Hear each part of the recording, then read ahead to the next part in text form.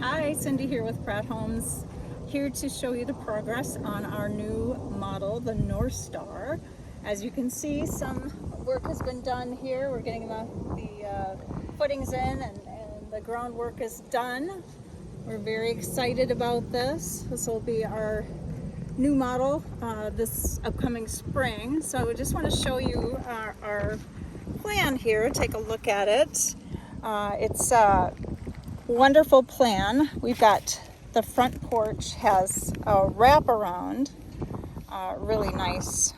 Excited about that. You come in the front entry and you've got a nice foyer area. Then an office over here, mudroom off of that. And then coming through the foyer, we've got a nice sized great room, the kitchen, dining area, and then a 3-car garage, which is always a big hit, right? We've got 4 bedrooms up and then 1 on the lower level. So this is a great plan, and we're super excited about having you come out once that's built up a little bit.